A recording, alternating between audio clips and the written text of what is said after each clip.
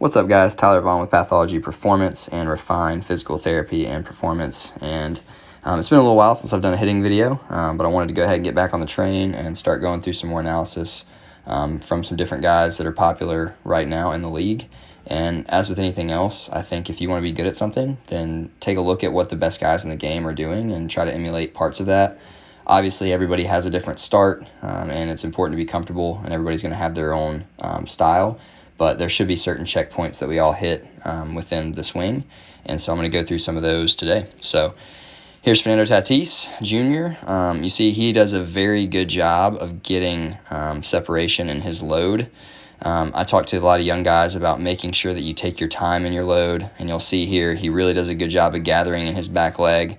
He's got slight hip internal rotation going. He is hinged into the hip. His butt's behind him. What I like to call eccentrically loading the glute. So we start with the force in the ground. It travels up through the back leg. We store that as potential energy in the back hip. You're going to see his hands work back and stay back as he gains his ground from here. This is actually more of a glide than like a dive forward. So he does cover ground, but you see his hips stay in that back position until that toe starts to get close to the ground. As it hovers there, he's going to start to rotate and open up. So one of the things that I look at is where the hands are at foot plant. So I like to see the head maybe right at midline or slightly behind when the foot comes down. Most of that weight stacked in that back leg, but still having that nice attack position of the back shoulder coming down through the front shoulder. So if you look at a line here, he is in that downhill attack position. His hands are back. He's got nice elevation in the back elbow. Some guys get a little higher than others, but his head is also tracking in a straight line. So the top line is where his head is moving. The bottom line is his attack position of his shoulders. And you see here that his hips are still angled slightly back. He's got his weight stacked through his back leg. So those are some of the things that I really look for as far as when that foot comes down in foot plant. He hasn't pushed out of his back leg yet. So now if we keep rolling forward, the first thing that you're going to see happen is his back elbow is going to deliver. Okay, so as the hips start to rotate, he creates a rotational move there. You're going to see a good stretch in the torso, and that back elbow starts to what we call slot in. And this is a really important position for younger hitters too. Even though he's trying to get the ball in the air, as a lot of these pro guys are, look at the angle of the bat. He's closer to the first line than the second line. And I'll start seeing a lot of younger guys who really let that barrel head leak.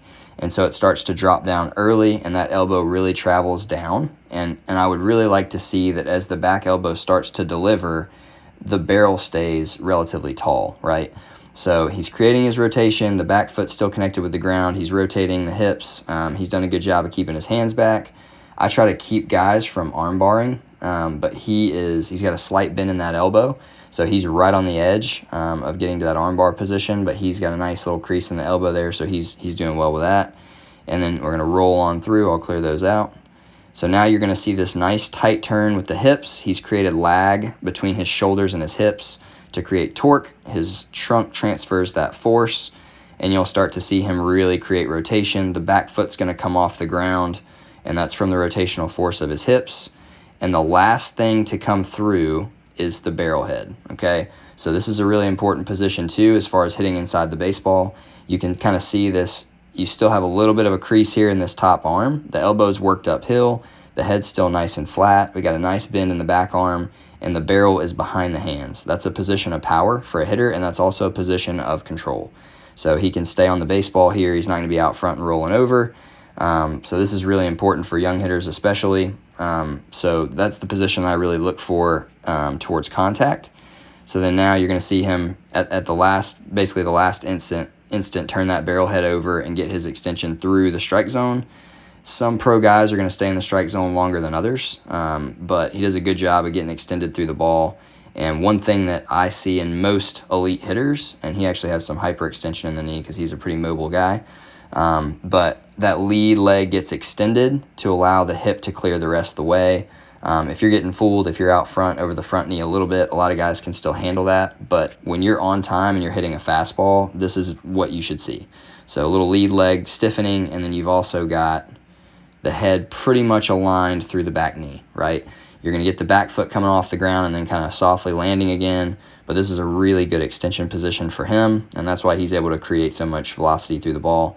And really, it's just like pitching. They've actually correlated increased velocity with guys who are able to more rapidly extend the knee at ball release. And so I think there's probably a very consistent trend with the knee and hitting.